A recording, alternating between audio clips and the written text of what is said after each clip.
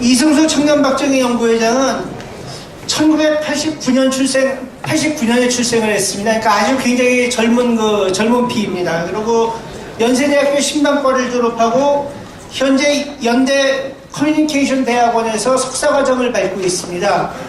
지금 현재 청년 박정희 연구회 회장으로 활동하고 있습니다. 그럼 먼저 이승수 회장의 토론을 듣도록 하겠습니다. 네, 반갑습니다. 방금 소개받은 청년 박정희 연구회장을 맡고 있는 이승수라고 합니다.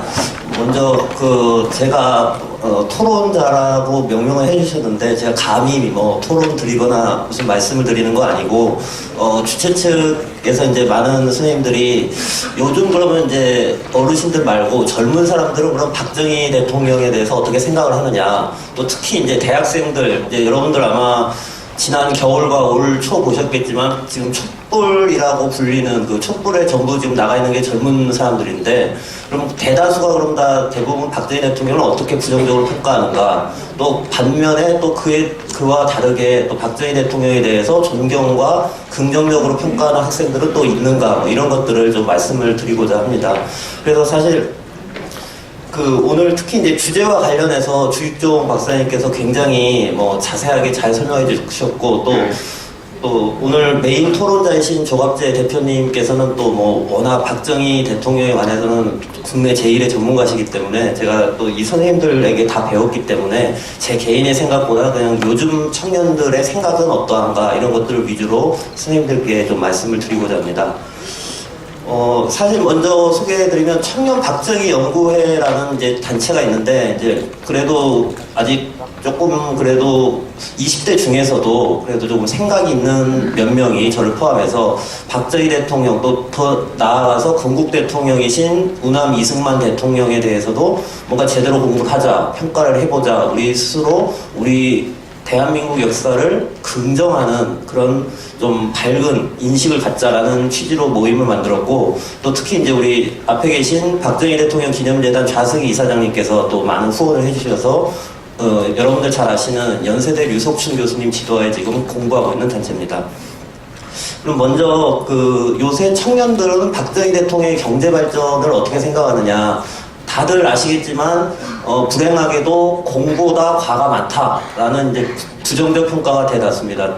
제 개인적으로도 사실 오늘 이 자리에서 이렇게 말씀드린다고 어제 제 친한 대학 동기들을 만났더니 반응이 역시 젊은 적폐답다 이런 얘기를 할 정도로, 요새 적폐라는 말이 아주 유행이라서 그런 취급을 받을 정도인데, 사실 앞에서 잠시 사회자분이 얘기하셨지만 박정희 대통령 시대에 경제 성장을 했다, 그 자체를 부정하는 대학생은 거의 없습니다. 진짜 아주 극소수의 극좌 세력이나 막스주의를 추종하는 그런 몇몇이 아닌 이상 박정희 대통령 시대에 경제 성장을 한 것은 다 인정합니다. 근데 항상 뒤에 이제 토를 답니다.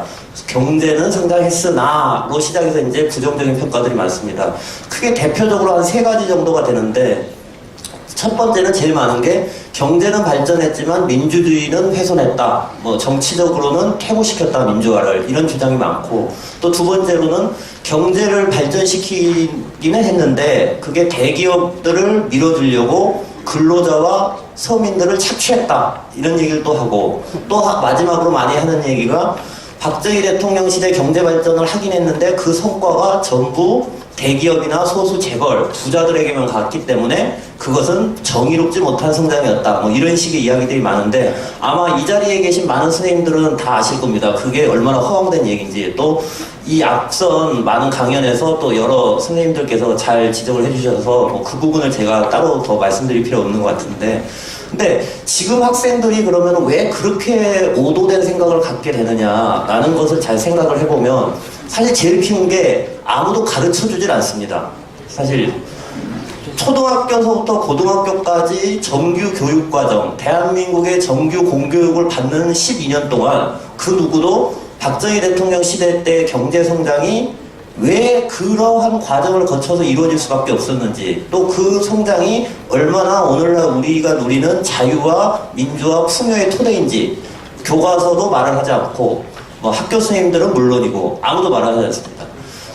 우리가 흔히 그런 얘기 하지 않습니까? 박정희 대통령은 경제는 잘했지만 정치는 못했다라는 말을 하는데, 사실 많은 선생님들이 지적하신 것처럼 물론 둘 다 할 수 있다면 좋겠지만 그거는 책에서만 가능한 일이었겠죠. 근데 저도 사실은 경제 발전은 잘하셨지만 정치는 왜 그러셨을까라는 생각을 대학교 와서 고치게 된 이유가, 우리 고등학교에서 배우는 사회 심화 교과서에도 나오는 얘기가 그 얘기입니다. 정치는 무조건 민주주의를 해야 된다. 영미식 완전한 민주주의를 해야만 옳은 것이다 라고 교과서에서 가르치고, 경제하고 정치하고는 마치 별개인 것처럼 가르칩니다. 그러니까 마치 우리나라가 아무리 못 살더라도 민주주의를 하면은 참으로 옳은 것이고, 우리나라가 아무리 잘 살더라도 권위주의 정부는 무조건 나쁘다. 교과서에는 이렇게 가르치기 때문에 당연히 아무리 똑똑한 명문대학 다니는 학생들도 대학교에서 제대로 된 정치학이나 경제학 공부를 하지 않으면 다들 머릿속에 박정희 대통령 경제는 참 잘했지만 정치는 정말 못했구나.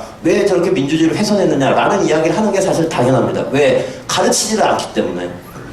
그리고 또 하나 결정적인 것은 세대 차이가 저는 굉장히 크다고 생각합니다. 아마 이 자리에 계신 선생님들께서는 대부분 저희 세대가 생각할 수 없는 배고픔이라는 걸 직접 경험하시는 세대실 겁니다. 그래서 여기 계신 선생님들이 자제분들이나 아니면 손주, 손녀를 만나면 인사처럼 늘 하시는 말씀이 밥은 잘 먹고 다니냐, 이런 얘기를 많이 하실 거예요. 인사처럼 밥을 잘 먹고 다녀라. 근데 사실 요즘 젊은 사람들은 그 얘기를 들을 때마다 되게 뜬금이 없어요. 요새 밥을 못 먹는 사람 있나? 이렇게. 여러분들 아마 손자분들이 다 그럴 겁니다. 여러분들이 밥 잘 챙겨 먹으라 그러면 살쪄요. 밥을 왜 자꾸 먹으라 그래요? 라든지, 요새 밥 못 먹고 다니는 사람도 있는데 왜 이렇게 자꾸 밥을 먹으라 그래요? 이런 얘기를 많이 들으실 텐데, 그러다 보니까 그런 젊은 세대들이 볼 때 배고픔을 해결해준다고 해서 민주주의 유보한다는 게 말이 되냐라는 논리가 나오게 됩니다. 그러니까 그 학생들이나 저를 포함한 젊은 세대 입장에서는 당장에 내가 내일 먹을 게 없다라는 걸 생각할 수가 없고, 당장에 내가 입을 옷이 부족하다 이걸 생각할 수가 없거든요. 이미 우리나라 청년들은 미국 물건도 이제 인터넷으로 직접 사 입고, 좋다는 음식이 있으면은 해외 나가서까지 사 먹는 정도로 성장한 그 혜택을 다 받고 있기 때문에, 어찌 보면 배고픔을 해결해준 5000년의 첫 지도자였다라고 얘기를 해도 사실 다들 그건 당연한 거 아닌가, 배고픔을 왜 걱정하지, 이런 그 세대 차이가 굉장히 큰 것 같습니다. 그러다 보니까 생활 속에서도 왜 박정희 대통령이 정말 민족 중흥의 역사적 사명이라는 말을 쓰셨을까? 왜 배고픔, 아사를 해결하는 게 제일 먼저다라고 하셨을까? 전혀 마음으로도 와닿지 않고 학교에서 가르치지 않기 때문에 머리로도 전혀 와닿지 않습니다. 근데 더군다나 거기에 더해서 대학에 올라가서도 분명히 여러분들이 느끼실 거예요. 분명히 요즘 젊은 사람들은 옛날보다 학력도 좋고 영어도 잘하고 다들 공부도 열심히 하고 좋은 대학을 많이 다니는데 왜 전부 좌익 비스무리하게 됐을까? 아니면 빨갱이는 아닌데 빨갱이 비슷한 짓을 하고 다닐까라고 생각하시는데, 대학교 강단조차도 사실은 이미 많이 물들어 있습니다. 특히 여러분들이 이제는 586이라고 부르죠. 80년대 학번, 60년대 출생. 이분들이 정치권에서만 중진이 된 게 아니고 지금 대학 교수들 중에서도 아주 허리를 찾아오고 있습니다. 즉 대학 교수는 보통 65세가 정년인데, 이제 어느덧 세월이 흘러서 80년대에 386이었던 그 사람들이 열심히 공부해서 대학교에 들어오더니 이제는 대학교 정교수 자리 내지는 대학교에서 중진 자리를 다 차고 있습니다. 그러다 보니까 대학 강의를 듣게 되면 보통 한 학기에 6과목을 듣는데 6과목 들으면 5과목의 교수는 다 상당히 불구죽죽한 사람들일 수밖에 없습니다. 대부분 이제 은퇴를 앞두거나 아니면 정말 소수의 이제 정말 게임 연구자분들만, 교수분들만 제대로 된 얘기를 하지, 그냥 교양 수업에서도 툭 들어요. 경제학 원론이라고 하는 기초 과목을 가르치다가도 얘기하다가 경제에 안 좋은 얘기 나오면 이게 대표적인 예가 박정희 대통령이에요, 이렇게 얘기를 하고, 정치학 개론 수업을 듣다가도 하다가 왜 이렇게 민주주의가 안 될까, 이게 다 박정희 대통령 때문이에요 이러고, 법학 수업을 들어도 헌법 얘기하다가 왜 헌정질서가 유리됐을까요? 군사 쿠데타 때문이에요, 이런 식으로 설명을 한단 말이죠. 그럼 학생들은 또 고등학교 중학교 때까지도 전교조 교사들이 진짜 이승만 박정희 이 두 사람 때문에 나라가 이렇게 이 모양이 됐구나라고 배워왔다가 대학 교수들마저도 그렇게 얘기하니까 확신을 갖는 거죠. 왜? 저희들은 경험하지 않았기 때문에 권위자가 들려주는 얘기를 그냥 진실이라고 믿을 수밖에 없는 그런 것이 있습니다. 그래서 특히 이런 아카데미나 이런 게 되게 저는 소중한 기회면서도 안타까운 게, 소위 김대중 노무현 대통령 관련해서는 정말 청년들뿐만 아니라 청소년들에게 가르치고 홍보하는 아주 기관도 많고 교육 장소도 많고 책도 많이 있습니다. 광화문 가까운 교보문고에만 가보더라도 노무현, 김대중 대통령 관련해서는 애들이 볼 수 있는 만화부터 시작해서 온갖 전문 서적까지 책들이 굉장히 많이 나왔죠. 특히 이번에 문재인 대통령 집권하고 나서는 또 문재인 대통령 책들도 많이 나와서. 근데 반면에 어떤 한 학생이 있어서 뭔가 이상하다. 우리나라는 그렇게 나쁜 나라 같지가 않은데 박정희, 이승만 대통령 좀 제대로 공부해보자 할래도 막상 책이 별로 없습니다. 책도 없고 장소도 없고 텔레비전 프로그램도 거의 없고. 그래도 최근에 그래도 우리 조갑재 대표님 운영하시는 조갑재 TV나 또 우리 박정희 기념재단에서 이제 새로 여는 박정희 아카데미, 뭐 이승만 학당 이런 기관들이 있어서 그나마 하고 있는데, 사실 제일 제가 동료들을 보면서 안타깝게 느끼면서 동시에 제일 부족하다 느끼는 게 교육의 장이 지금 전혀 없습니다. 박정희 대통령에 대해서 알리려고 해도 학생들이 알 방법이 없어요. 인터넷은 이미 뭐 여러분들 아시다시피 굉장히 좌경적인 정보들이 많고, 그러다 보니까 우리 학생들이 사실은 본인이 빨갱이가 되고 싶어서 빨갱이가 되는 게 아니고 본인이 빨갱이인 줄 모르고 이제 빨갱이 짓을 하게 되는 그런 구조적인 상황에 놓였습니다. 그래서 사실 선생님들께서 그래서 이제 혹시 댁에 가셔서 손녀분들이 혹시나 또 노란 이상한 리본 달고 다니고 또 이상한 촛불 집회 간다 하더라도 화를 내시기보다는 한번 불러서 설명을 해주세요. 진짜 어렵더라고. 뭔가 어떻게 겪고 왔는지. 왜냐면 사실 교과서에서 백날 너무 어려웠다. 우리나라 국민소득이 61불이었다. 근데 지금 국민소득 27,000불에 사는 젊은이는 전혀 공감할 수 없습니다. 61불이 어떻게 살지? 보릿고개라니 왜 마치 마리 앙뚜아네트 같이 보릿고개는 보리가 없어서 밥을 못 먹었어. 그럼 쌀밥을 먹으면 되지 않나요? 뭐 이런 얘기를 할 정도로 괴리가 있기 때문에 일단 그 시절이 진짜 어땠다라는 걸 알려주시는 작업이 많이 필요하지 않을까 싶습니다. 그리고 또 하나가 요새 대학에서 지금 되게 젊은이들 사이에 횡행하는 게 사실이나 공부를 잘 안 하려고 하는 경향성이 있습니다. 그래서 소위 반지성주의랄까? 그래서 우리 존경하는 조갑재 대표님께서 늘 논평은 자유지만 사실은 신성하다. 팩트는 정확해야 된다라고 말씀하시는데, 요즘 대학생들은 제가 예컨대 공부를 해가서 박정희 대통령 때는 이러이러한 것이 더 사실에 가깝다. 또 이게 진실이다 얘기를 해도 그건 너의 의견이야. 이런 식으로 얘기를 합니다. 그러니까 마치 이게 뭐 좌파들 영향 때문인지 유럽에 있는 무슨 포스트 모더니즘 이런 것 때문인지 모르겠는데, 요새는 분명히 자료를 들이대고 우리나라 아까 주익종 박사님 그 자료에도 나왔지만 분명히 실질 임금도 저렇게 올라갔고 분명히 빈부격차도 분명히 좋아졌다는 걸 자료로 보여줘도 그네들이 하는 말은 이거는 너네 쪽에서 만든 자료이기 때문에 믿을 수 없다 이렇게 나오는 거죠. 그러다 보니까 이 상황이 되놓으니까 도저히 뭐 더 이상 말을 할 수가 없어요. 사실 갖고 얘기해도 안 되고, 그러다 보니까 저 같은 사람 입장에서 그냥 내가 뭔가 잘못 믿고 있나 이런 생각이 들 정도로 분명히 사실을 얘기했는데도 그건 너네들이 만든 자료인데 우리가 어떻게 믿냐 이런 식으로 나오고, 반면에 자기들이 좋아하는 좌익적 정치인들이 나와서 그냥 전혀 팩트 없이 한두 마디 소위 진보 정권, 민주 정권 때는 우리 살기 좋아졌습니다. 그럼 그렇죠. 이렇게 믿어버리는.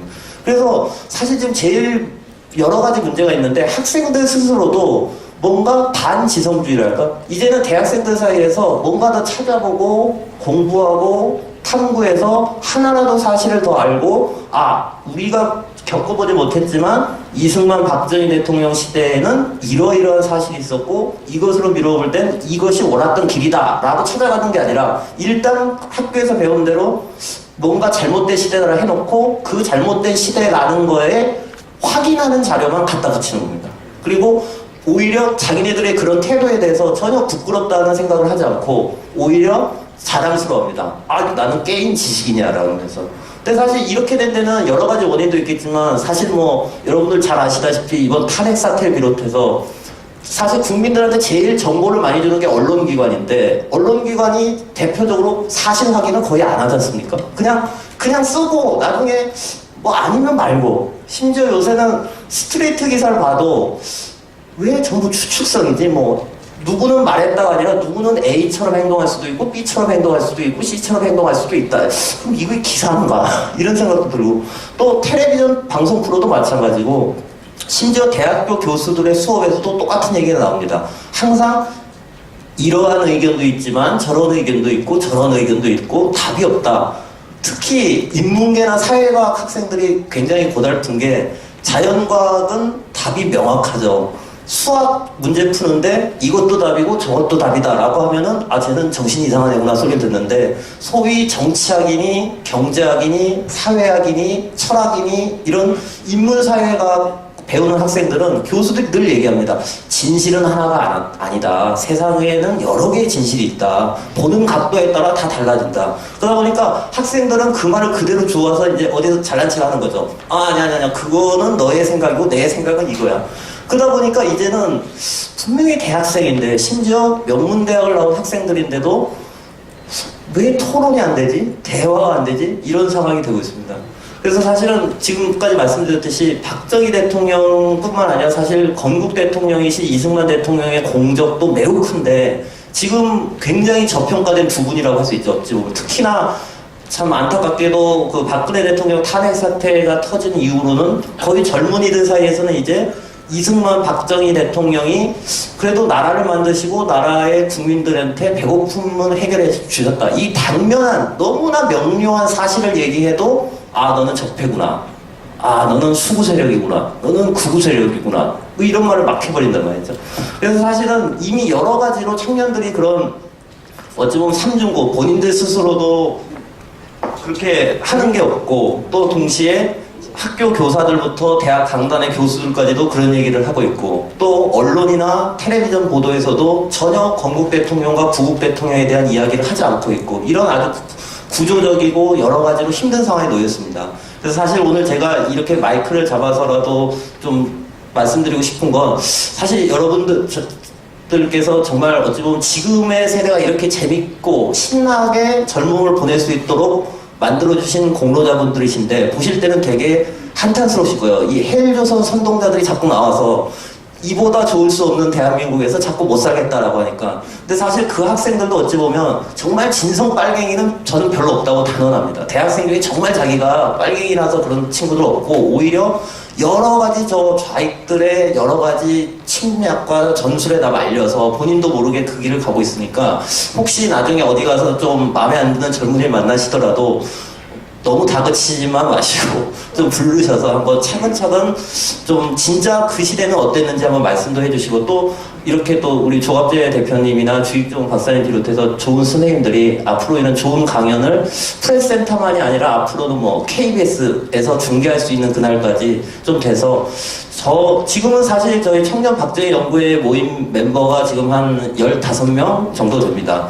사실 이 15명도 굉장히 힘들게 모았는데 근데 저희의 희망이 있다면 저희 같은 청년들이 아마 선생님들 주변에도 어딘가에 숨어 있을 텐데 잘 타일러 주시고 교육해 주셔서 저희 연구회가 한 15만 명만 되면 대한민국이 그래도 바뀌지 않을까 하는 생각이 듭니다. 어떻게 해야지 가입할 수 있는데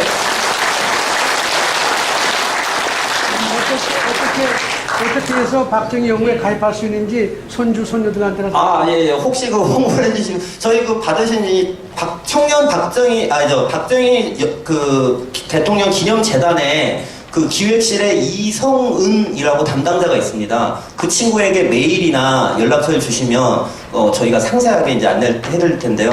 아무튼 이성은 담당자가 이제 하고 있습니다. 아무튼 오늘 이 귀한 시간에 또 날씨도 무더운데 와주셔서 저희 좀 부족한 얘기나마 들어주신 점 깊이 감사드립니다.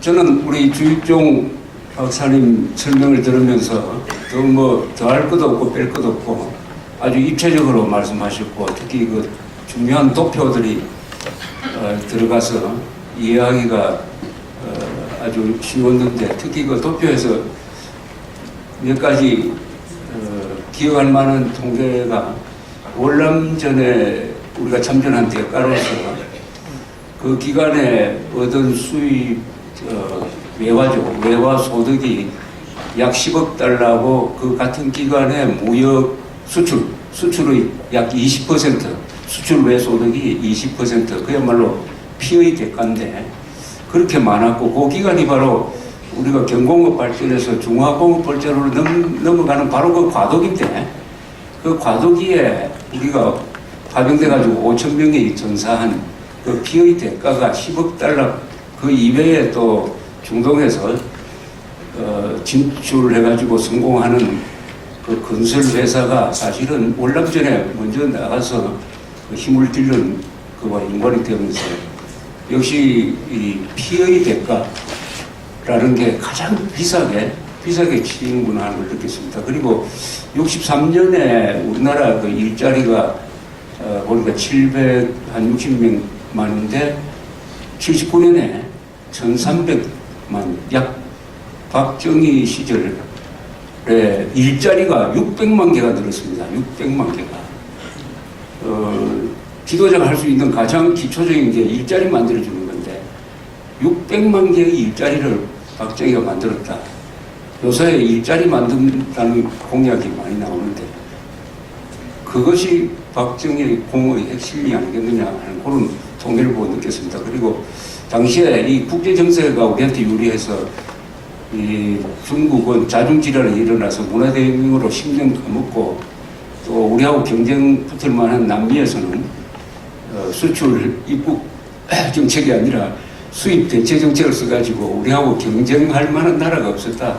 대만과 한국이 또 일본까지 이 기회를 잘 살렸다 하는 그런 또 그것을 수출 입국을 뒷받침하기 위한 외교 정책으로서의 한일 국교 정상화와 월남 파병 이런 걸 아주 입체적으로 말씀해 주셨습니다.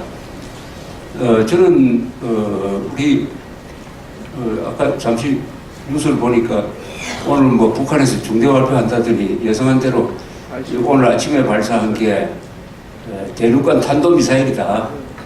날아가기는 900km 날아갔지만 고도로 한 2,800km 올라가서 이거 직선으로 쏘면은 저 알래스카까지 도달한다 이렇게 발표를 했습니다.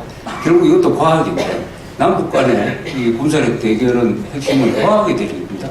과학 기술의 대결이고 여기서 우리가 핵 전력, 미사일 전력에서는 우리가 지고 있다. 그러면 박정희 대통령의 경제의 승부도 어떻게 보면 과학 기술에서 난 점이 있습니다. 과학 기술에서. 그런데 박정희 대통령의 경제 발전, 안보 전략 이런 것을 많이 이야기하는데 과학 기술이 너무 전문적이고 어려운 것이므로 박정희 대통령의 근대화 전략에서 과학 기술의 중요성을 우리가 놓치는 경우가 있는데 우리 월간조선에서 언젠가 한번 박정희 대통령의 과학 기술 정책을 한번 설명해 줬으면 좋겠고 여기 보니까 아까 김광모 선생님께서 오셨는데 바로 과학기술 정책을 그때 청와대에서 담당했던 오원철 수석과 함께 분이 여기 와 계시고 또 책도 써주셨는데 저는 과학기술 정책이 핵심적인 의미가 있다고 생각하는데 그 이유는 이렇습니다. 이 박정희 대통령은 과학정신이 뛰어난 분입니다. 이 과학정신이라고 하면은 실험실에서 뭘 하는 뭐 이 정도 수준 생각하시는데 그게 아니죠. 지도자가 과학정신이 있다는 것은 첫째는 함기주의라는 뜻이죠. 그 다음에 실용적이라는 뜻입니다. 그 다음에 사실과 현실을 중요하게 생각한다는 거죠. 과학정신은 그러니까 실사구시란 말로 표현될 수가 있습니다. 실사구시 정책을 쓰면은 현실과 사실을 먼저 파악을 하게 됩니다. 거기에 맞춰가지고 자기의 신념을 세우고 전략을 세우고 정책을 세우는 것이죠.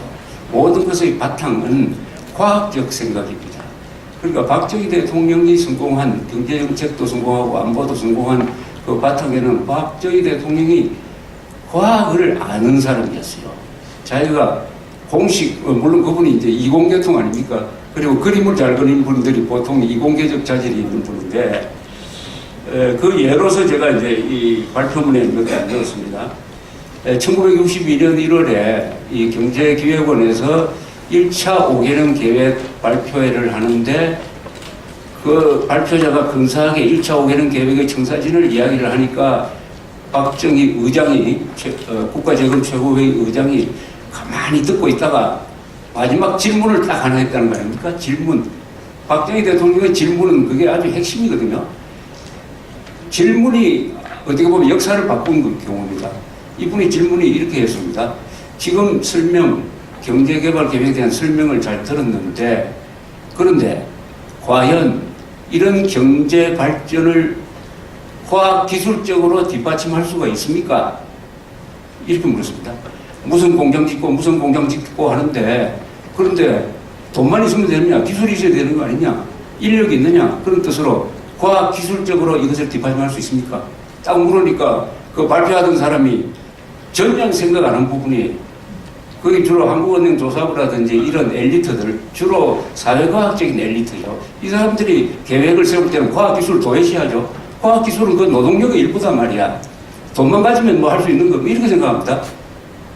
그렇게 딱 질문을 하니까, 해가지고 아무도 대답을 못했어요. 송정범 차관이 일어나가지고, 기술 수급 계획은 별도로 우리가 연구해서 보고 드리겠습니다. 이렇게 얘기했습니다. 기술 수급이란 말을 언급결에 했어요. 나중에 그 말이 기술진흥으로 바뀝니다만. 그래서 돌아와가지고 경제계획은 엘리트들이 모여가지고 한 방 맞은 거죠. 문제의식을 전혀 안 가졌는데 박정희 대통령만, 의장만 문제의식을 가졌습니다. 그래서 머리를 짜고 해가지고 만든 게 제1차 5개년 기술진흥 5개년 계획이죠. 우리나라 역사상 처음으로 과학기술의 진흥을 국가가 주도한다는 계획이 만들어졌습니다. 그렇게 해서 이게 발전을 한 것은 뭐 더 설명할 필요가 없죠. 한국의 중화공업 발전은 그것을 뒷받침하는 과학기술, 그리고 인력, 기능공, 연구시설, R&D 투자 이런 게 없으면 안 되잖아요. 그렇게 해서 이루어졌습니다. 박정희 대통령은 중화공업 선언을 할 때, 중화공업 선언한 그 연설문이 여기 박정희 정신에 들어있습니다. 여기 22페이지에 보면 제목이 전 국민의 과학화 운동 선언입니다. 전 국민의 과학화. 중화공업이 되려면은 전 국민이 과학화를 해야 된다. 과학화. 그리고 박정희 대통령은 과학화 하면은 뭐 어렵게 생각하지 않았잖아요. 그게 정책화된 게 뭡니까? 우리가 기억하는 거. 1970년대 연탄가스 중독 사고로 1년에 보통 제 기억으로는 한 1000명, 2000명 죽었습니다. 연탄가스 중독 사고를 줄이려면 어떻게 하느냐? 새마을 보일러를 만들어야 된다. 그 굴뚝을 가스를 뽑아내는 굴뚝을 왜 바깥으로 별도의 굴뚝을 만드는 그런 건축법을 만들고 해가지고, 또는 그때 우리 할머니들, 어머니들 왜 조기에 이 호불랑 할머니가 되었습니까? 낮은 부엌에서 일하다가 그렇게 된 거 아닙니까? 70년대 대한민국은 부엌 개량화 기억납니까? 그래가지고 부엌에를 서서, 이게 생활의 과학화 아닙니까? 생활의 과학화. 그래서 박정희 대통령의 과학정신은 무슨 거창한 것도 있어요. 거창한 것뿐만 아니라 그런 생활의 과학화, 지붕 개량, 초가집 없애자 이런 것부터 나와서 이게 이분의 모든 정책의 근본이 되었다. 이 점을 제가 강조 드리려고 합니다. 과학정신이 뭐냐? 과학정신이 뭐냐? 자, 이것을 조금 더 들어가면은 오히려 과학정신이 뭐냐 하는 것은 박정희와 반대되는 사람 이야기를 설명하면 오히려 더 쉬울 겁니다. 과학정신을 박정희 대통령 가난과 싸우는 사람이죠. 그런데 요새는 과학과 싸우는 대통령이 나왔습니다. 과학과 싸우는 대통령이 나왔습니다. 4대강 사업, 그것은 오염을 줄이는 겁니다. 오염이란 간단하지 않습니까?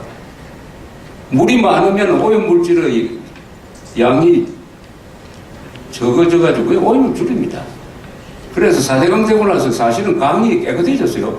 그런데 녹조라는 거 이걸 잘못 이해를 해가지고 녹조 뭐 한다면서 이 가뭄에 4대강 보를 연 사람, 이건 과학과 싸운 사람입니다. 과학과 싸운 사람. 결정적인 게 이게 원자력 발전입니다. 원자력 발전이야말로 우리나라 경제 개발뿐만 아니라 한국 근대화의, 제 생각으로는 한국 지난 70년 동안 한민족이 이룬 10대 10대 위대한 성취 중에 하나입니다. 그래서 우리가 지금 이렇게 우리 결심만 하면은 원자 폭탄 핵실험하지 않고 2, 3년 안에 수십 개 만들 수 있다라고 큰소리 치는 배경이 뭡니까? 원자력 발전 아닙니까? 이 하나 개소했지만 그 전에 25개의 원자력 발전, 세계 5 내지 6위, 그리고 놀랍게도 우리 안전성이 세계 최고입니다. 한국의 원자력 발전의 안전성이 세계 최고입니다. 가동률이 세계 최고입니다. 쉽게 말하면은 원자력 발전소에서 방사능이 유출돼 가지고 피폭된 사람이 지금까지 단 한 명도 없습니다. 40년 동안에 단 한 명도 없어요. 세계에서 가장 안전합니다. 그런데 문재인 대통령이 지난 19일 날 고리 1호기 영구정지 기념 행사에서 이런 말을 했습니다. 그동안 우리나라의 에너지 정책은 낮은 가격과 효율성을 추구했습니다. 값싼 발전 단가를 최고로 여겼고 국민의 생명과 안전은 후순위였습니다. 이거 맞습니까? 아니, 국민의 생명과 안전은 후순위인데 어떻게 세계 최고의 안전도를 자랑합니까? 이거 근거가 어디 있습니까? 낮은 가격과 효율성을 추구한 것도 물론이고 우리는 값싼 발전 단가를 동시에 추구했어요. 효율성과 값싼 단가 그리고 안전을 다 이룬 세 마리 토끼를 한꺼번에 잡은 겁니다. 우리나라 원자력 발전소가. 그래서 수출까지 한 거 아닙니까? 이 고리 원자력 발전소가 가동할 때 우리가 원자력 공학과를 나온 기술자들이 바로 인수를 받아가지고 그것을 처음부터 우리 기술을 가동을 했습니다. 세계 최초입니다. 그러다가 80년대 가면은 우리가 이제는 원자로를 설계를 하게 됩니다. 한국형 원자로를 만들어서 드디어 이명박 대통령 때 UAE에 수출까지 했어요. 반도체 수출도 좋지만 원자로 수출이라는 것은 세계에서 할 수 있는 나라가 5나라 정도밖에 안 되잖아요. 이것을 이렇게 평가할 수 있느냐 이거죠. 그 다음에 이 과학과 싸우는 대통령의 연설을 한번 듣겠습니다. 지난해 9월 경주 대지진은 우리에게 큰 충격이었습니다. 여러분, 작년 9월에 경주에서 난 걸 대지진이라고 할 수 있습니까?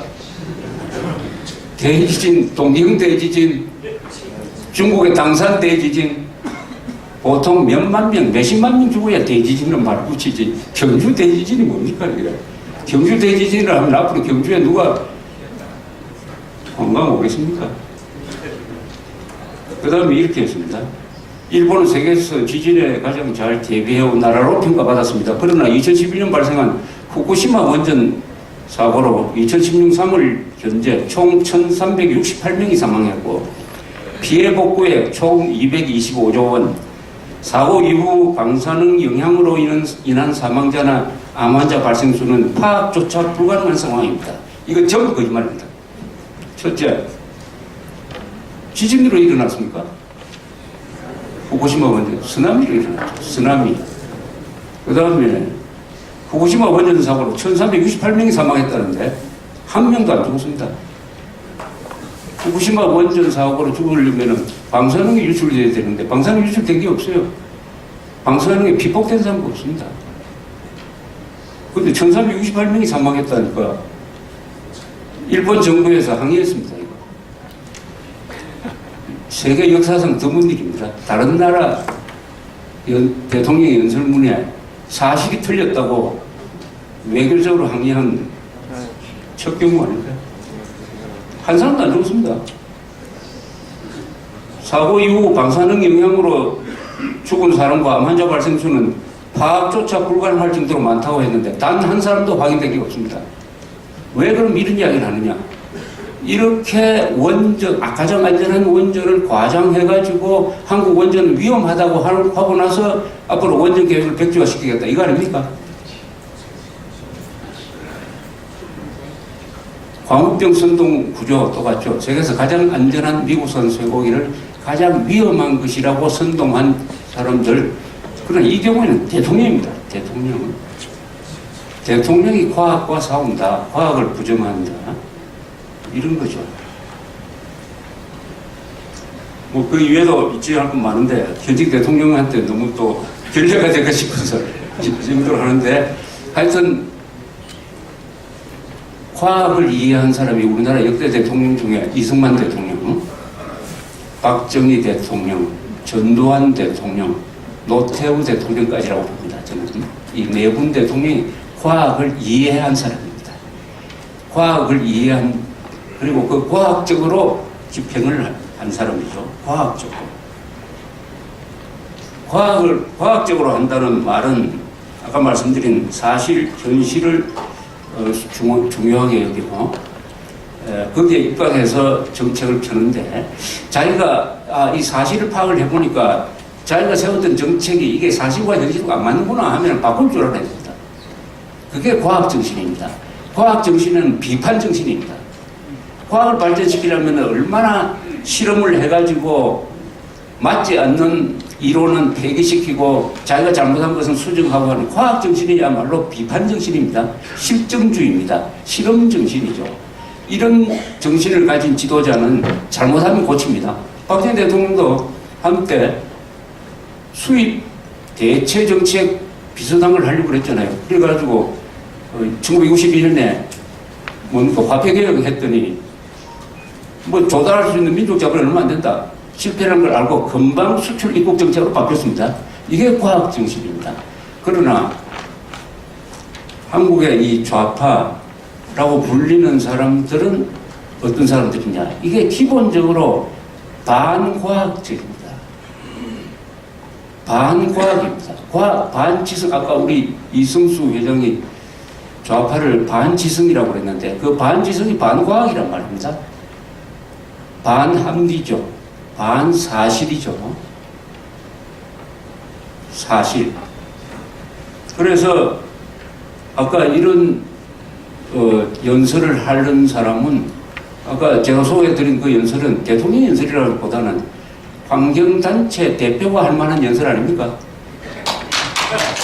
그러나 환경단체 대표도 여기 환경단체라고 하면 자꾸 이게 환경단체를 폄하하는데 참 환경단체 좋은 단체입니다. 환경단체 대표 중에 조금 수준이 낮은 사람이 하는 정도의 연설을 대통령이 지금 하고 있고 문제는 그게 정책화되고 있다는 사실입니다. 이게 놀라운 사실 아닙니까? 이게 정책화가 되고 있다. 이 에너지 정책은 국가 기본입니다. 앞으로 원자력 발전소 짓지 않겠다고 하는 것은 국가 안보에 직결되는 거니까 이건 반드시 국민 투표를 해야 될 사안입니다. 국가 안보에 대한 중대한 사안은 이거는 국민투표 사안입니다. 외국에도 이 정도는 국민투표합니다. 우선 가정용 전기값은 최소한 4배 오릅니다. 4배 단가가. 그럼 불가능합니다. 원자력 발전소가 담당하고 있는 30-40%의 발전량을 풍력, 무슨 태양광으로 바꾸려면 한 100년 걸릴 겁니다. 불가능합니다. 그리고 석탄 발전소도 같이 없애버린대요. 그러면은 거의 LNG에 의존한다는, 천연가스에 의존한다는 이야기입니다. 그럼 천연가스 값이 지금은 낮지만 이게 높아지면 어떻게 됩니까? 발전은 여러 방향을, 그걸 포트폴리오라고 그러는데, 수력은 우리 약하지만 수력, 풍력 뭐 이런 거 다 합쳐서 여러 가지를 갖고 있어야 돼요. 그런데 가장 두 개, 반 이상을 차지하는 원자력 발전과 석탄 발전소를 앞으로 안 짓겠다고. 풍력하고 태양열 합치면은 우리나라 전체 발전량은 몇 퍼센트인지 아십니까? 0.9%입니다. 발전 단가 5배입니다. 5배. 여기서 기술 혁신이 아주 나올 가능성이 아직은 뭐 있겠죠. 그러나 시간 많이 걸릴 겁니다. 이게 정책으로 간다는 겁니다. 반과학적인 생각이 연장돼가지고 국가 정책으로 들어가 버리면 저는 이건 집행 안 된다고 봐요. 결론적으로 이야기하면 이렇게 될 수가 없어요.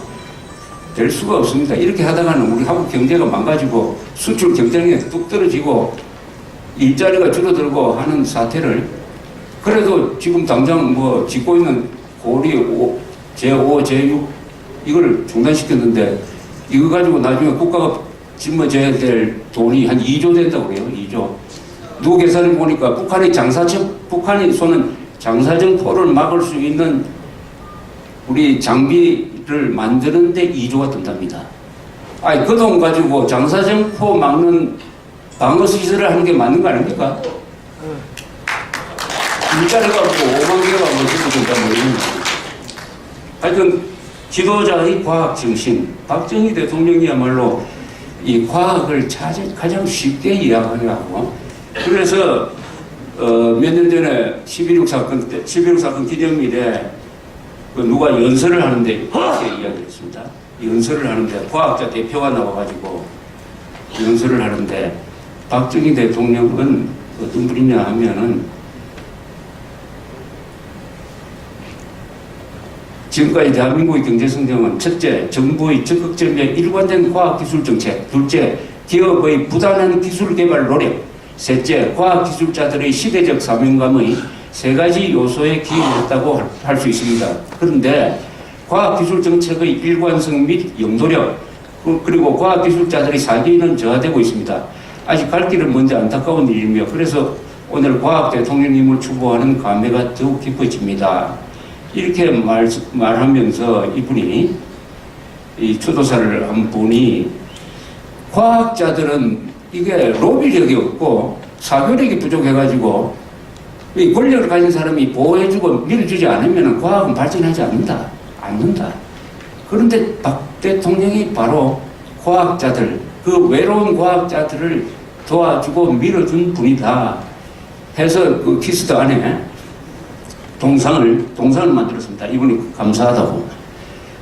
그런데 우리나라에서 과학기술자들이 대접을 받게 된 것은 자유민주주의 체제가 가동한 다음이죠. 그래서 이 과학과 자유민주주의 시장경제는 아주 친하고 과학과 사회주의 전체주의 체제는 맞지 않습니다. 그 이유는 사회주의 이데올로기가 원체 사실을 부정하고 역사를 조작하고 과학을 부정하므로 이것은 필연적으로 과학과 싸우게 되고, 과학과 싸우면은 누가 이깁니까? 과학이 집니까? 1 더하기 1은 4다. 이렇게 이야기하고 그런 식으로 해가지고 계산을 해가지고 뭐 건물을 지으면 그게 안 무너집니까? 과학이 이깁니다. 과학에 도전한 사람 치고 이긴 사람 없어요. 갈릴레오를 무슨 뭐 연금을 시켰더니 가려고 하는 이야기가 그래도 지구는 돈다.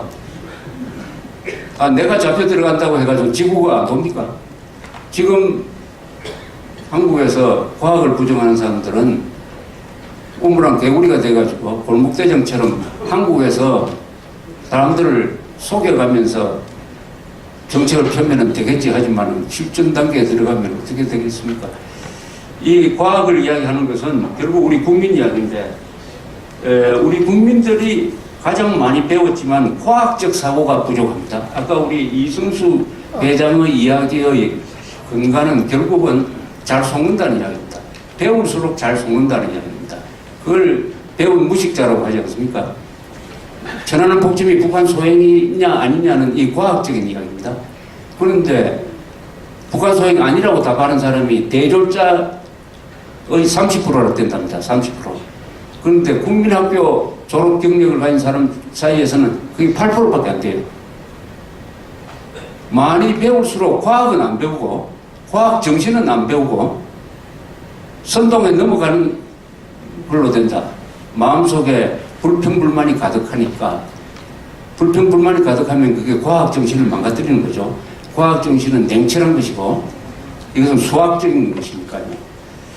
그래서 과학 대통령 박정희 대통령 그 발전을 가져온 과학 정신이 정책에 구현될 때 실사구시로 나오고 경제 발전을 뒷받침하는 우리의 거대한 과학기술력을 만들어내고 드디어 우리나라가 과학 집단인 원자력 발전, 포항종합제철, 드디어 삼성전자와 같은, 삼성전자는 세계에서 특허 출원 건수가 아마 애플 다음으로 2번째 아닙니까? 그런 거대한 과학 집단을 만들어냈습니다. 만들어낸 것은 박정희라는 위대한 지도자와 이승만 대통령이 만든 자유민주주의와 시장경제와 그 기업과 맞물리고, 무엇보다도 이 제1차 경제 발전을 뒷받침한 5개년 계획을 뒷받침하는 이 과학진흥 5개년 계획을 만들어 가지고 1962년 5월에 그때 권력을 잡고 있던 국가재건 최고회의 장교들, 그때 나이가 한 30대 40대 되는 그 실권자죠. 군부 정권입니까? 그 사람들 앞에 가가지고 과학 이렇게 진흥하겠습니다라고 보고를 했더니 그 장군들이 그렇게 좋아하더라는 거 아닙니까? 좋아하면서 그 보고를 봤더니 책상을 치면서 우리가 적극적으로 대입하겠습니다. 이렇게 이야기했다는 것은 뭐냐면 우리 국군이라는 이 집단이 바로 과학 집단이거든요. 전쟁을 하려면 과학으로 하는 거 아닙니까? 그래서 그 장교들이 과학에 대한 감수성이 아주 높았다. 그래서 군인들이 과학자를 뒷받침하는 구조가 거기서 만들어졌다.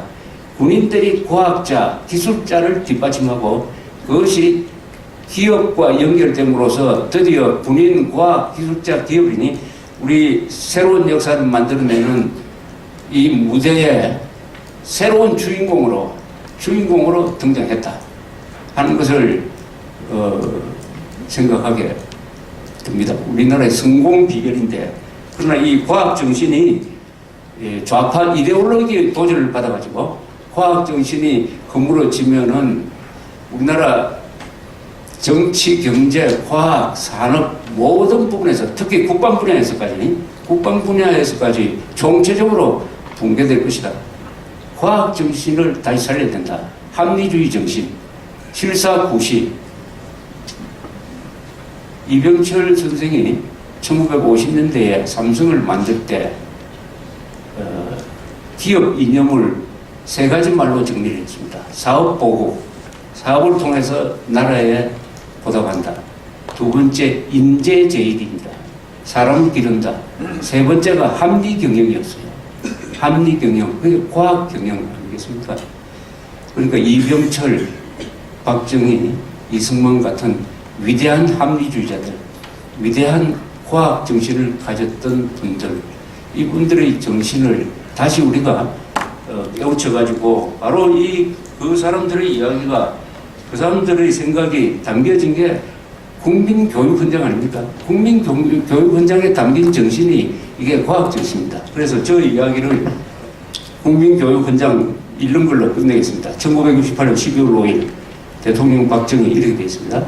이거 국회를 통과한 문서입니다. 1994년에 김영삼 정부 때 이걸 폐기했습니다만 한번 읽어보겠습니다. 우리는 민족중흥의 역사적 사명을 띠고 이 땅에 태어났다. 조상의 빛난 을을 오늘에 되살려 안으로 자주독립의 자세를 확립하고 밖으로 인류 공영에 이바지할 때다.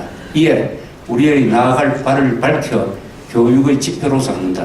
성실한 마음과 튼튼한 몸으로 학문과 기술을 배우고 익히며 타고난 저마다의 소질을 개발하고 우리의 처지를 약진의 발판으로 삼아 창조 힘과 개척의 정신을 기른다.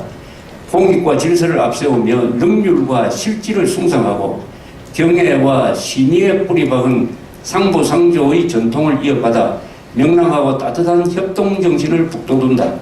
우리의 창의와 협력을 바탕으로 나라가 발전하면 나라의 융성이 나의 발전의 근본임을 깨달아 자유와 권리에 따르는 책임과 의무를 다하며 스스로 국가 건설에 참여하고 봉사하는 국민정신을 더럽힌다.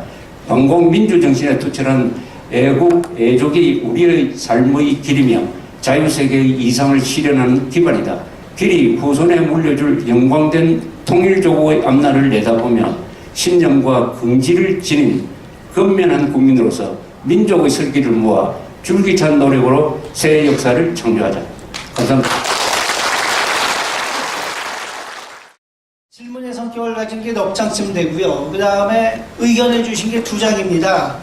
그 석성환 전 한국전력 원자력기획실장께서는 이제 문재인 정부의 원자력 정책에 대한 비판 의견을 주셨는데 이미 조갑지 대표님께서 다 말씀을 하신 것 같습니다. 그리고 그 월남전 참전용사인 김만조 선생님께서는 우리 경제 발전에 이렇게 베트남 월남전 참전 군인들이 큰 역할을 했는데 여기에 대한 보훈이 참 부족하다. 월간조선이랑 박정희 재단에서 이런 거에 대한 어떤 그 국민들의 관심을 갖다가 좀 제기해 줬으면 좋겠다 그런 말씀을 하셨습니다. 그리고 지금부터 이제 질문이 주익종 박사님 숙제가 되겠습니다. 그래서 전에 공무원 하신 김기현 선생님 말씀입니다. 그러니까 67년에 전태인의 월급이 15,000원이었다고 이제 아까 나왔는데 그 근거를 좀 밝혀주셨으면 좋겠다 그러시면서 이분이 69년에 그러니까 그 아까 발표하신 것보다 2년 후인 69년에 구급 공무원으로서 월급을 갖다 11,500원을 받았다. 근데 나보다 거의 1.5배 월급을 더 받은 근로자가 그 분신 자살을 하고 그게 이제 영웅으로 다 이렇게 떠받들어지는 이 현실이 좀 이해가 안 간다 그러시면서 그 67년 전태일 월급이 이제 15,000원이었다는 근거를 좀 밝혀달라 하는 질문이 하나 있었습니다.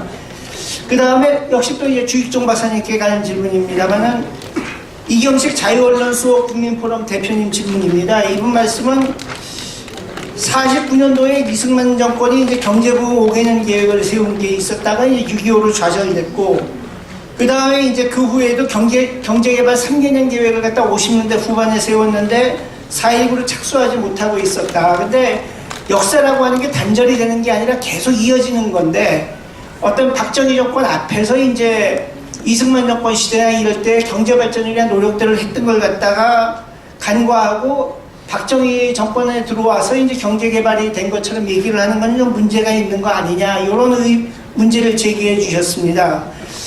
그 다음에 이현로 선생님 그 질문인데, 이건 제가 주익종 박사님께 메모 내용이 좀 길어서 좀 이따 전해드리겠습니다. 내용은 되게 그겁니다. 그러니까 아까 언급하셨던 그 유정호 선생이라는 분이 이제 과거에 그 박정희 정권에서 수출 드라이브 정책을 비판한 거라든지, 그 다음에 주로 이제 자유주의 경제학자들하고 과거 경제기획원에 근무했던 사람들 사이에서 박 대통령의 경제 정책에 대한 비판이 많이 나온다. 또 이제 강경식 전 경제부총리 같은 경우는 국가가 해야 할 일, 하지 말아야 할 일, 그런 데에서 박정희 정권이 이제 추진했던 그 중화공업 건설 같은 게 마지막에 경제를 갖다 왜곡시키고 어떤 여러 가지 문제가 일어났다 그러면서 대만의 반인플레이션 정책이나 이런 것들이 이제 올바른 그 정책이었지 않느냐. 또 중앙일보 이장규 기자도 이제 박 대통령 시대에 그 중화공업 건설이 갖고 온 그 문제점을 지적한 게 있었다. 그리고 낙성대 경제연구소의 그 차명수 박사는 지난 100년간의 한국 경제 통계 요걸 얘기할 적에 이제 중요한 거는 한국이 어떤 일본의 그 구한말 이래 국제 경제에 편입된 거, 그리고 한일 국교 정상화로 인해서 국제적인 흐름을 타는 거, 이런 게 중요한 거지 어떤 박정희의 수출 지원 정책이나 중화공업 정책의 효과 같은 거는 그렇게 크지 않았다. 또 이제 김진현 전 과학기술처 장관이나 이현재 부총리도 박정희식 경제 모델은 이제 자유시장 경제 원칙에서 벗어난 것으로서 어떤 그 드러나지 않은 손실 부분이 많은데 겉으로 드러난 것만 가지고 박정희 정권의 경제적 성과가 이제 너무 과장된 거 아니냐, 이런 식으로 얘기를 했다 그러시면서 유정호, 차명수 이런 분들이 말한 박정희 시대 통계분석 오류의 한계에 대한 설명, 그리고 강경식 장관이나 이런 분들이 얘기한 그 대만과 한국 경제의 비교, 이런 거에 대해서 이제 어떤 좀 얘기를 좀 해주셨으면 좋겠다, 이런 말씀을 하셨습니다. 그리고 이원호 선생님이라는 분은 박정희 대통령 시대의 이제 경제적 성취가 어떤 선택과 집중으로 인한 성취, 이런 부분이 있는데 이런 거에 대한 설명이 좀 부족했던 것 같다 하는 아쉬움을 표하셨습니다. 그래서 뭐 주익종 박사님께서 좀 시간이 그렇게 그렇게 했으나 한 10분 정도로 해가지고 질문 내용을 좀 정리해 주셨으면 좋겠습니다.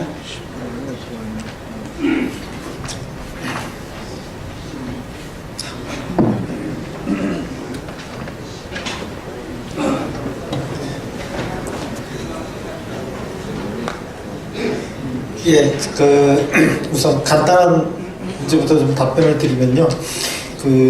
아까 전태일 씨가 청계천 공제공장에 시다로 들어가서 미신 보조, 미신공, 그 다음에 또 재단 보조로 들어갔다가 또 재단사 이렇게 됐는데, 재단사에 관한 월급 15,000원은 사실은 좀 추정을 한 겁니다. 그러니까 나머지 미싱 보조도 3,000원을 받고 통일 미싱사일 때 7,000원 받고 하는 것들은 다 전태일 평균에 쓰여 있는데, 이 재단사 월급이 얼마라는 건 안 나와 있어요. 그런데 70년도에 재단사 월급에 대해서 또 조사해 놓은 게 있대요. 70년도에 여러 가지 뭐 시다라든가 미싱보조, 미싱사 등등. 그래서 70년도에 재단사가 15,000원에서 30,000원을 받았다고 하는데 최하가 15,000원이라는 거예요. 그러면 이때 물가 상승이 계속 있으니까 67년에는 물론 15,000원이 안 됐겠죠. 15,000원이 안 됐을 텐데 이 70년에 들었던 인용치하고 비교해 보면은 15,000원 정도로 추정하는 게 맞을 것 같아서 했습니다. 근데 어쨌든 미싱사가 7,000원이었기 때문에 10,000원은 넘었고 10,000원에서 15,000원 사이가 아니었을까 그런 생각을 하고요. 그다음에 이승만 정부 때도 뭐 3개년 계획이 있었고 또 민주당 정부도 5개년 계획이 있었고 해서 5개년 계획 이전의 노력들이 있었는데 예를 들어서 박 대통령이 1차 5개년 계획을 세웠고 그 계획에 따라서 성공했으면은 당연히 이거는 그 계획이라는 거는 그 전에 계획으로부터 연장선상에서 나오는 거니까 그 전에 노력도 물론 크게 인정이 돼야 되겠죠. 그런데 인정이 상대적으로 좀 덜 그러니까 의미가 없다는 건 아니고요. 그런 경제개발 계획을 세워서 자꾸 합리적인 계획을 세워가려고 하는 것은 의미가 있는데 이 단절이 있습니다. 그러니까 1차 5개년 계획은까지는 어쨌든 1차 5개년 계획은 이승만 정부 때의 3개년 계획 그리고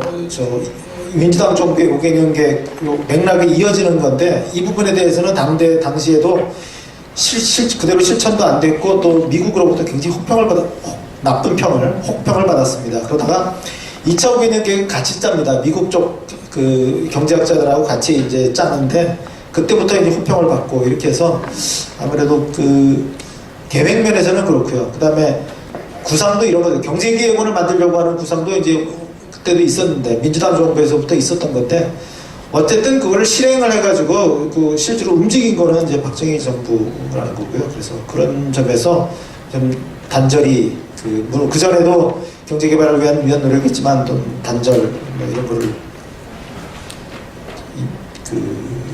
단절적인 측면을 좀 봐야 되지 않을까 싶습니다. 그 다음에 마지막에 이연구 선생님인가요? 이연구 선생님이 질문하신 거는 공부를 굉장히 많이 하셔서 지금 질문하셨는데 제가 지금 바로 답변 드리기는 곤란하고 오히려 여기 계신 좌승희 이사장님께서 말씀하시는 게 어쩔까 하는 생각도 드는데 제가 간단하게만 말씀드리고 이사장님께서 말씀해 주시면 좋겠습니다. 그러니까 그러니까 이게 대만하고 우리나라가 좀 다른 길을 갔다고 하거든요. 그러니까 대만은 이렇게 지금도 이제 아마 전자 부품의 세계적인 공급 기지 그렇게 이제 돼 있고 그래서 최종 제품으로 나서서 직접 선진국 일본이라든가 이런 나라들하고 경쟁을 하지를 않았는데 우리는 어쨌든 식민 통치에 대한 식민 통치의 쓰라린 기억 때문에 어쨌든 일본에 대한 반감이 굉장히 강하고 대만은 그런 게 별로 없다 그러지 않습니까? 굉장히 강하고 그래서 일본하고 맞먹어야 되겠다, 일본을 능가해야 되겠다고 하는 그 지향성이 강했고 그래서 흔히 말하는 중후장대형의 크고 무겁고 그리고 조선이라든가 자동차라든가 이런 것들을 기어코 생산하려고 했고 그런 과정에서 여러 가지 무리한 결과도 있었다. 근데 어쨌든 국민들이 원하던 바였고 또 당시에 안보 위기상으로도 보면은 그런 방위산업 육성을 위해서는 그런 대규모 중화학공업이 필요했던 거고 그래서 그리고 우리의 정서상의 특징 또 국가 안보적인 특징 이런 것이 중화학공업화를 그렇게 밀어붙이게 만든 것이 아닌가 그런 생각을 합니다. 조갑재 대표님께서 조금 덧붙일 말씀이 있다고 그러시는데 지금 아까 질문하신 내용 강경식 장관이나 이런 분들이 박정희 경제정책이 말년에 가면은 과잉 투자가 되고 그래가지고 그것을 바꾸려고 했던 일종의 개혁파에 속하는데 신현락 씨라든지 김재익 씨도 그런 강경식 이런 분들이 주장하는 내용은 이제는 그 단계에 오면 국가 주도에서 민간 주도로 가야 되고 자율성을 더 높여야 된다 하는 쪽으로 개혁을 하려는 그런 노선상의 싸움이 좀 있었습니다. 79년 무렵에. 그러다가 11.6 사건 이후에 전두환 대통령이 집권하니까 박정희 시절 때의 중화공 과잉 투자를 정리하는 그런 게 있어가지고 그분들이 이제 주도적 역할을 했죠. 뭐 박봉환, 강경식, 김재희 이런 분들이. 그런 분들은 박정희 대통령 시절의 경제 정책의 너무 좋은 점만 이야기하는 거 아니냐, 거의 부작용이 있었던 거 아니냐 해가지고 비판을 제기하는데 나는 그게 상당히 일리가 있다고 봅니다.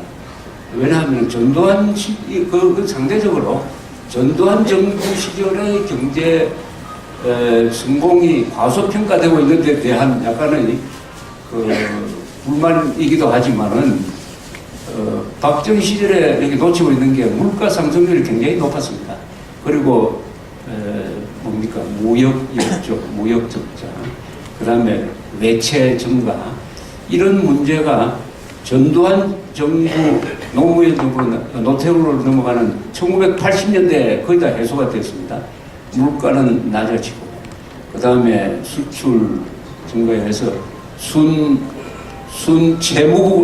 채권국으로 바뀌고, 그리고 드디어 1986년에 무역 흑자가 되고, 그것이 삼저 현상, 뭐 기름값이 내려가고 하는 데 대해서 의해서 도움을 받았다고 하지만 그건 뭐 세계 어느 나라로 도움 받았는데, 그래서 1980년대 전두환 정권이 주도했던 80년대 우리 연 성장률이 10.1% 세계에서 1등이었습니다. 그래서 상당 부분 박정희 시절의 국가주도의 경제개발 정책에서 문제가 생겼던 것을 전두환 정부가 그것을 바로잡았다 하는 것을 반드시 인정해야 됩니다. 그리고 그 정부가 되고, 그런데 이제 아무래도 박정희 시절에 활약했던 사람하고 전두환 시절에 활약했던 사람은 자기 입장이 있으니까 서로 이렇게 폄하하는 건 아니지만 서로 비판적으로 보는 거는 저는 그건 당연하다고 생각하는데, 객관적으로 보면은 박정희 대통령의 성공은, 박정희 대통령은 후임자를 잘 둔 분입니다. 전두환 대통령이 등장해가지고 요새 하는 것처럼 전임 정권을 폄하하지 않고 박정희 대통령을 보호하고, 동시에 그 경제의 잘못된 점을 이어받아가지고 더 발전시키고 더 고도화시키고 국제화시켰다 하는 것을 박정희 대통령도 잘했지만 전두환 대통령도 잘했다. 전두환 대통령의 이 성과가 너무 낮기 때문에, 너무 낮게 평가되기 때문에 그런 이야기가 나오는데, 아주 질문을 참 좋은 질문을 하셨다고 생각합니다. 감사합니다. 예, 다음 일단 저 행사는 여기서 일단 좌선희 박정희 재단 이사장님께서 또 경제학자셔가지고 한 말씀 보완해 주시겠다고 하십니다. 예. 그 아까 질문하신 선생님한테 오늘 이 박정희 정신에 제가 긴 글을 하나 썼습니다. 이걸 읽으시면 아마 조금 의문이 풀리시지 않을까 싶고요. 그러나 여기서 제가 대만 얘기를 안 했는데, 그러니까 우리 주익종 박사가 잘 얘기를 했어요. 대만의 경우는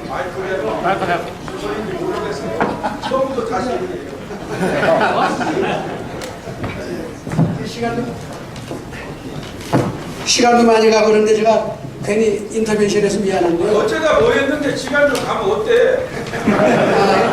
그 질문 정말 훌륭한 질문을 해주셨고, 거기 언급한 분들하고 제가 연구도 다 같이 했던 사람이라서 그 포인트를 제가 잘 이해를 합니다. 근데 그것만으로 설명하기가 어려운 점이 있어서 제가 그 박정희 정신 지금 바로 나간 곳에 중화공업화 없이 한강의 기적은 없다. 왜 중화공업화를 해야지만 선진국이 되는 거냐 하는 요지 말씀을 좀 길게 썼고요. 거기 보시면 박정희 대통령의 중화공업에 대한 비판에 대해서 반론을 쭉 제가 정리했기 때문에 보시고 의문이 있으면 다시 연락을 주시면 감사하겠습니다. 그리고요, 대만의 경우는 재밌어요. 이게 대만을 얘기하기 전에 여러분, 제가 이스라엘하고 우리를 비교를 하겠습니다.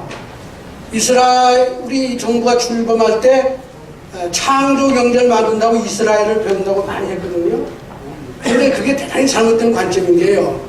이스라엘이 창조 경제를 잘하는 거는 미국에 있는 유태인 기업들이 모체이고, 이스라엘은 많은 기술을 해서 기술을 팔아먹고, 그 연결을 해서 말하자면 아까 주익종 박사가 얘기한 대로 대만은 일본하고 친하게 지내고 모든 부품을 일본 산업들과 연계해서 했기 때문에 중소기업을 가지고 발전할 수가 있었습니다. 마찬가지로 사실은 전 이스라엘도 똑같은 형국이라고 봐요. 우리나라 같은 대기업이 별로 없습니다. 그 다 미국의 유태인계, 미국 경제라는 건 다 아시잖아요. 그 대기업과 다 링크가 돼서 부품 공급이라든가 새로운 아이디어를 공급하는 방식을 통해서 잘하고 있는 것이죠. 대만이 옛날 개발할 때는 그래서 이 중소기업은 전부 다 그런 식으로 자생력을 가지고 갔고 정부는 사실 중화공업을 육성하겠다고 했지만 다 실패했습니다. 대만이요. 근데 우리는 다른 길을 봤죠. 그래서 결과적으로 어떤 일이 생겼냐. 대만이 최근에 와서 IT 산업이라는 그러니까 다른 산업 부문을 육성하면서 대기업의 집중률이 우리보다 훨씬 높습니다. 근데 우리는 뭐 그 후에 물론 박정희 대통령 시절부터 대기업에 대한 집중이 문제다 그렇게 했지만 대기업이 성장하고 대기업에 대한 집중이 일어나는 건 경제가 빠른 속도로 발전하는 과정에서 너무 당연하고 자연스러운 과정인데 그거 없이도 경제 발전할 수 있다고 하는 주장이 아까 그 말씀드린 질문하신 그분들의 밑에 깔려있는 생각인데 뭐 그것도 취할 점이 있지만 제가 보기에는 좀 더 균형되게 보면은 박정희 대통령도 전혀 시장의 원리와 시장의 작동 원리를 절대 부정하지 않았고 그걸 잘 활용했다고 하는 얘기가 지금 오늘 제가 나눠드린 책에 그러니까 참조하시기 바랍니다. 우리 조갑 선생님 의견도 제가 많이 이해를 하겠습니다만 저는 대한민국 학기가 지금 경제학기가 반으로 나눠져 있어요. 그리고 반박정희 이데올로기랄까요? 그 이데올로기, 시장도 이데올로기입니다. 그게 많은데 저도 시장론자 중에 한 사람으로서 어떻게 하면 박정희를 합리적으로 이해할까 하는 관점에서 쓴 거니까 혹시 살펴보시고 문제가 있으면 질문 주시기 바랍니다.